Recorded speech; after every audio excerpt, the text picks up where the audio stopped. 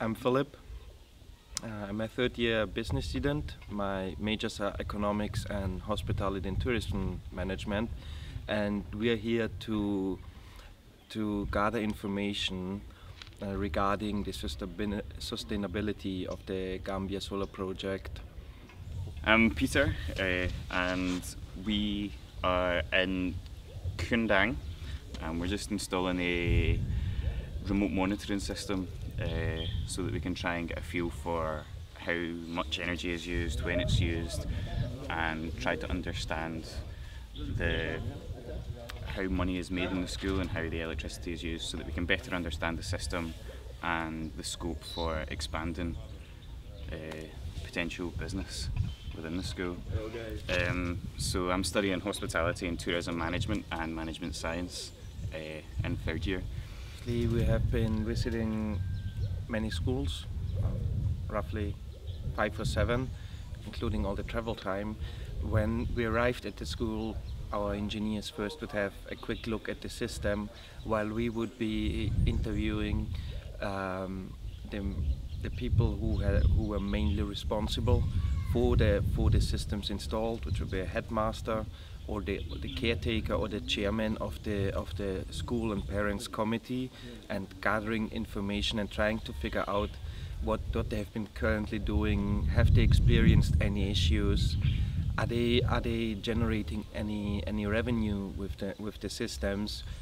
Perhaps give them some advice here and there what might happen over the next couple of years in terms of, do they need to replace batteries? Do they need to replace other components? Would they have the financial capacity to do so? And simply try to figure out some basic information that helps us to understand the current situation better, assess strengths and weaknesses, and establish tips and other ideas for the future.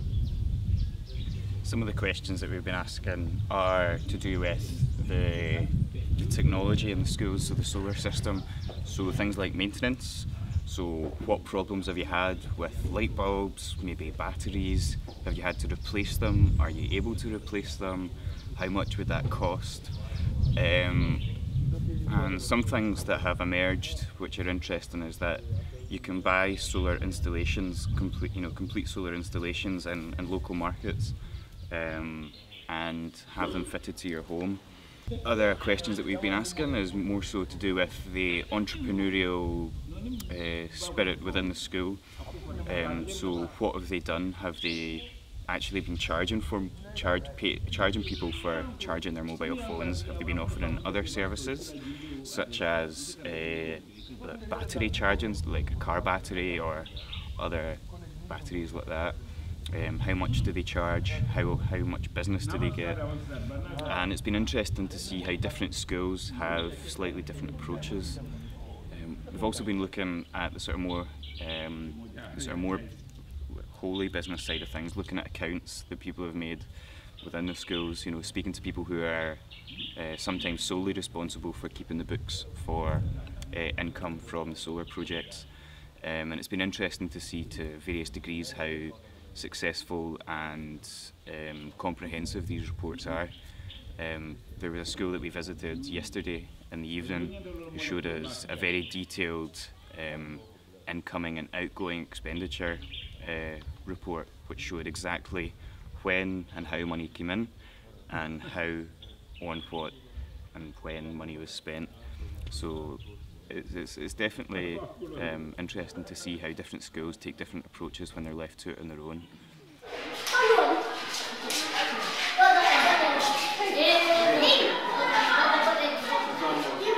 The smallest school we visited had about 170 students with approximately 10 staff, while one of the bigger schools would almost have 500 students with around 20 to 25 members of staff.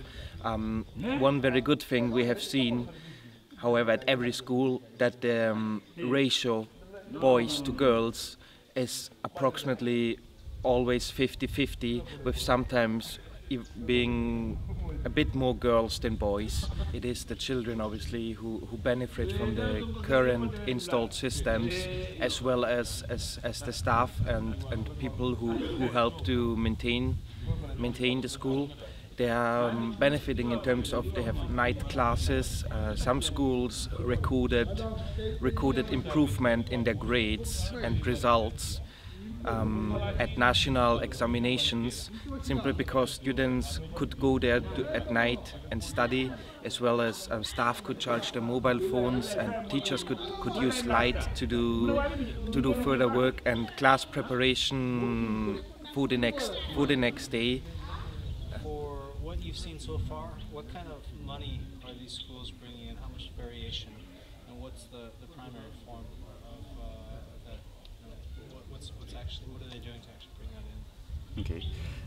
Well, one of the schools that we spoke to yesterday, in the past few months, have brought in zero,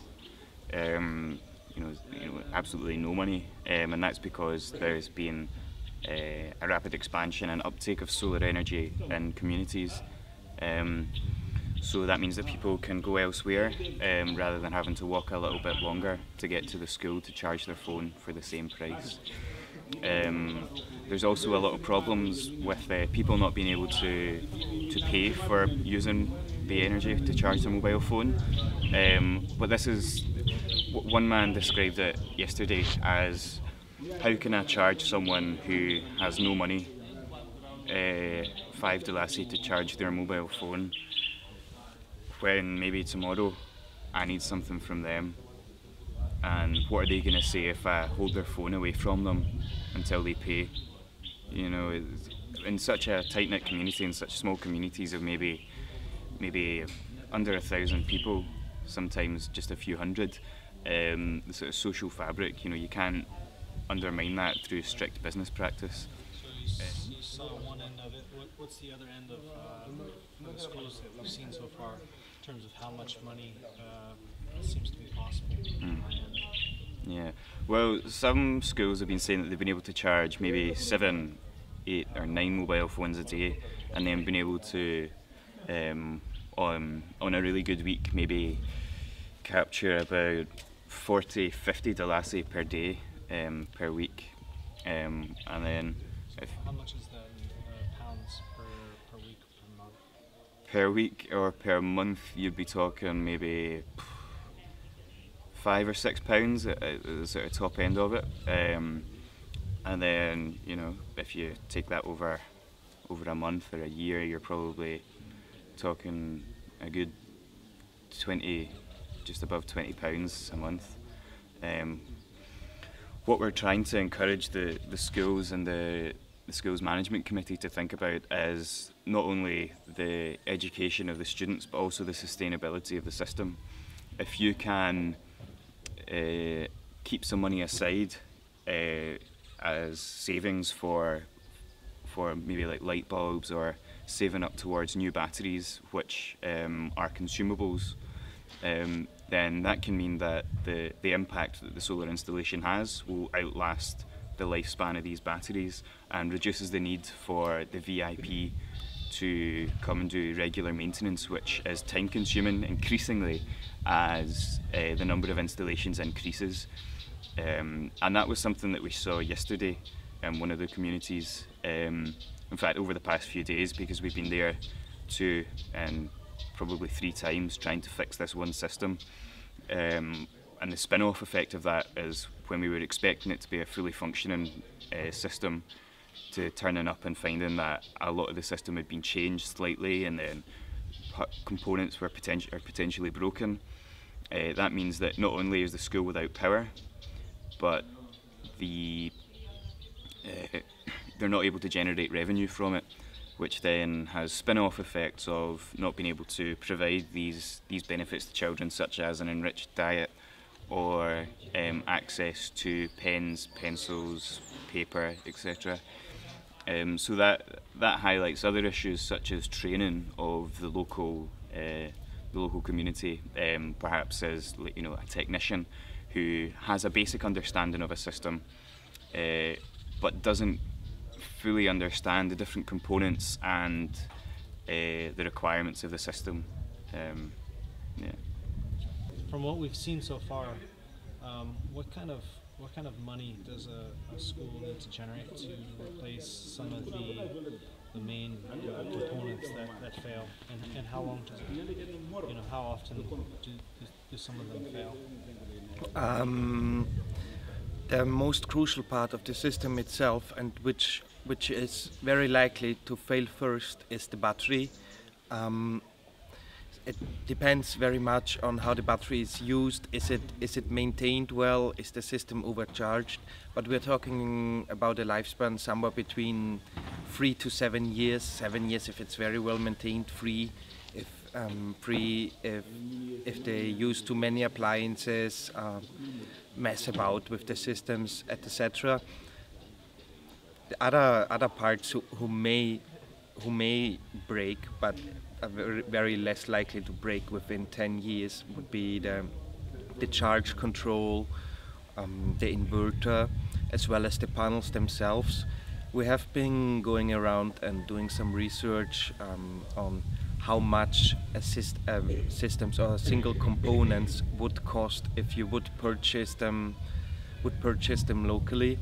We have been finding different prices. For light bulbs, we would talk somewhere between 75 Delasi and 175 Delasi for the high-end qualities. That would be roughly between £1.15 and £2.50 in sterling.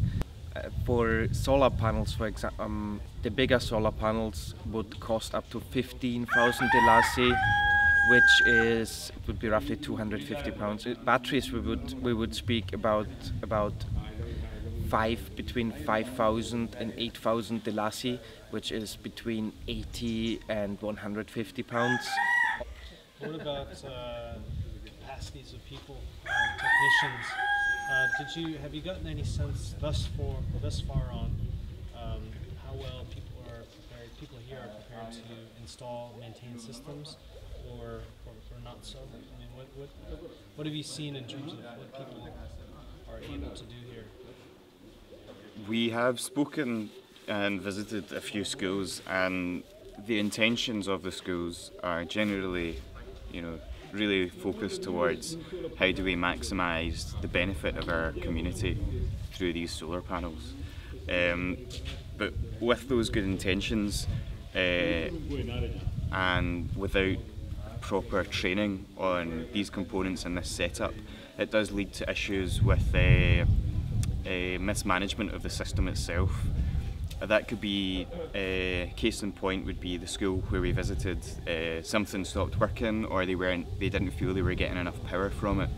So they asked a local teacher who had some experience in wiring or electrical systems to come, and he worked around some of the components in the system that made it less effective, potentially damaged some reasonably expensive equipment. But really just highlights issues generally to do with how we make the project more sustainable through training up local people and the installations themselves. What that becomes is something that we need to consider as we continue to go through different schools and get different cases and speak to different people who engage in the maintaining of the system. Anything else to add on the training need that you've seen? Just in general terms, what kind of training does a school need in order to make this sustainable? I don't know if you guys maybe talked about this before. Obviously, at this very moment, all the revenue generated, if there is any, goes directly towards children in terms of food, school uniforms, pencils, books, etc. In the future, I believe more concern must be given to training resources, not only in terms of management but also in terms of engineering, because what we have experienced that most of the people do not know much about the systems, how to install them. In general, there's no knowledge at all, or very, very little, and we were able to meet one or two people that actually do know how to install them on a smaller scale. I believe these individuals perhaps are something to build on in the future, because the main issue is that obviously we come here every year, but what if the system fails 1 or 2 months after we've come here? Is the school without any power at all for the next 10 months, because there's no one in the community or in the cluster who is able to deal with it? And secondly, it obviously is the management. Is the management of the system themselves, how to make it sustainable in the long run. Well, in the past this was not a concern. This is something that needs to be considered for the future. As it is, there's no or very little money set aside in the case one of the components breaks down, and that is an issue. So what are they currently doing if a component breaks down? What's their mode of operation? Generally, what we've seen, the most common things to break are light bulbs, and some of the things that we've heard some of the teachers and head teachers say is that either they can't find the right light bulbs to fit the socket, and therefore they can't buy them, or alternatively, some would say that, well, we weren't sure if we were allowed to do that because we're not sure if we own it, if you own it, and where responsibility lies for more specific parts of a system. And that's one issue that generally comes across in most schools.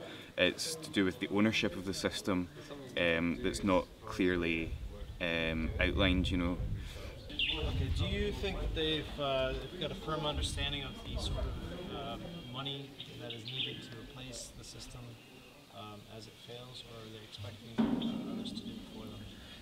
At the moment, what our findings were that they do not have an exact understanding of these things yet. The main findings were that if the system fails or if there are any issues, things are just left to themselves. In terms of, and it's no, I don't believe there's no exact knowledge on the cost of the system, the financial cost of the systems, the installing costs, etc. And that's definitely something to look into over the next couple of years. That this sometimes it's very simple things, as we've experienced twice, that the systems were not functioning very well, but that was only because there was a thick layer of dust covering the solar panels. It's as simple things as that, and that issue can be solved within a couple of minutes. Yeah, one other thing that we've been thinking about is to deal with the large costs of sustaining the solar system, is to look towards microfinance or enforced saving cycles, so that in order to remain part of the system and to ensure that your system is technologically sustainable, to look towards making credit accessible to the people who run the systems. So potentially, having an enforced saving per month through the income generation of charging mobile phones or alternative means, you would be able to form some sort of pool that could be taken from as and when the school needed it. Creating a culture of saving is important, because the bottom line is, if there's no pot of money or there's no savings, then there's no way to maintain the system effectively. But that all comes down to the ownership issue and who owns the system and who's responsible for ultimately the maintenance of the system as a whole. Are we expected to be here in 20 years' time to replace the solar panels? That's one crucial decision that the VIP needs to make.